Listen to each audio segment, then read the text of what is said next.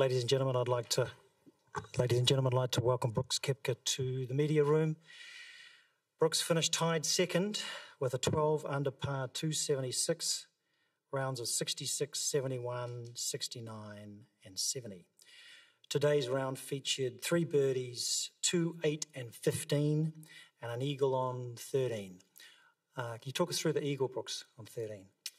Yeah, obviously was a little annoyed that I just made double on 12 and kind of knew I had to make something happen if I ever wanted to give Tiger or whoever was in the lead at that point, because I think there was about 4 people tied for the lead. If I wanted to give him a run, and took an aggressive line off the tee, got it down there, hit a great 8-iron in there to about 20 feet and was able to sneak that in, which I thought was extremely big at the time, and glad to build some momentum after that double.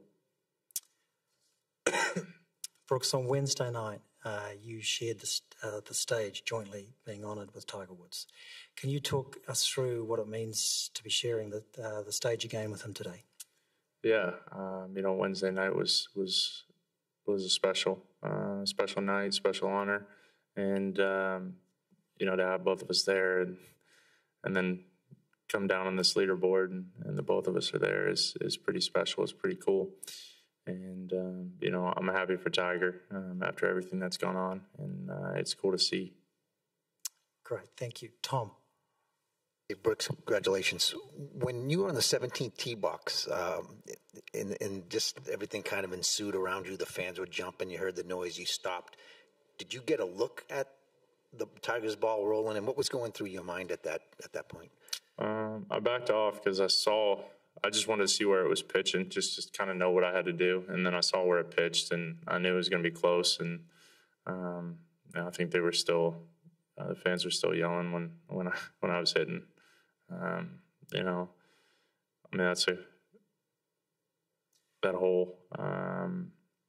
You leave it up top like I did. You're just trying to make par, but it's really a birdie hole.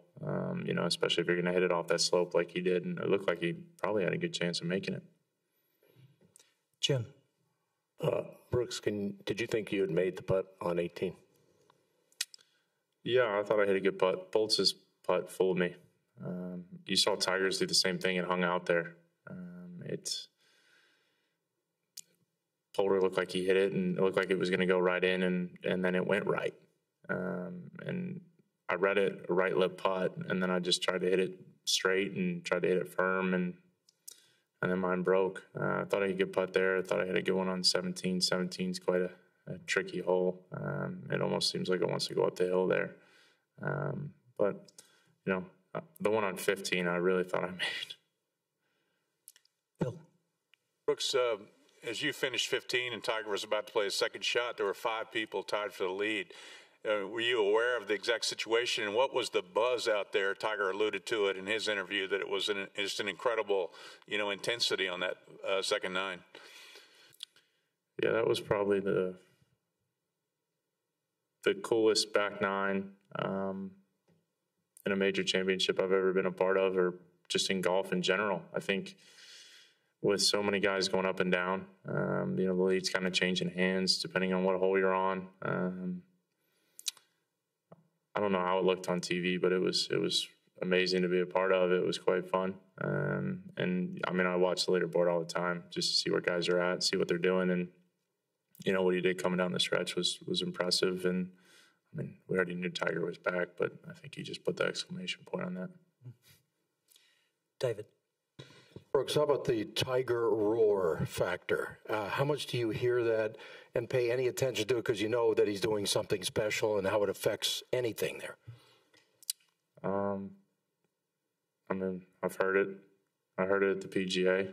You hear it here.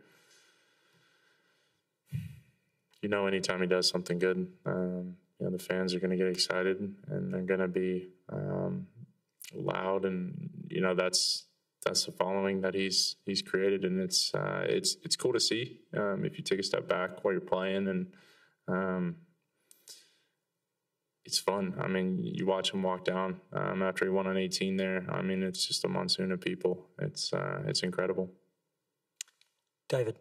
Yeah, Just curious what club you hit at 12, and was it more just miss club than miss hit? I got to assume with the wind and everything. No, it wasn't anything. I hit it exactly how I wanted to. Hit 9-iron. If anything, maybe I just hit it a little further right than I wanted. You know, I knew it was slightly in, and then all of a sudden it was down. We all know that the wind direction changes by the second. And you could just see mine just kind of floated a little bit in the wind. And I think we saw that with the last, 2 or 3 groups. There's quite a bit of balls in the water. It's just, once it gets above those trees, it's just a guessing game. Mike. Brooks, you were, as you allude to, you're one of many guys waiting for him outside scoring. Just curious how you would kind of put it in perspective, what this means for kind of historical purposes and for golf. A lot of the guys were saying it was one of the greatest comebacks they've ever seen. Yeah, it's definitely probably one of the greatest comebacks I think anybody's ever seen. 81, 15. I think 18 is a whole lot closer than people think. Jim. Brooks, when you were growing up, you've alluded to having watched Tiger. He has not won a major in 11 years since the majority of you younger guys have been on the tour.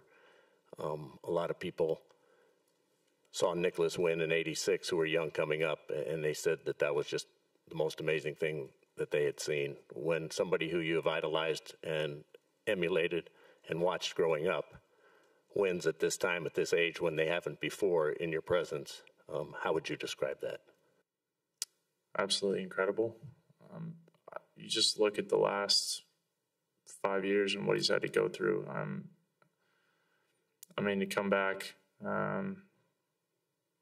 get back playing and back to where he was, get his body back in shape. You know, it's one thing to do it on the range, one thing to do it when you're practicing, and then to be able to come back out here and have the Tiger of old back.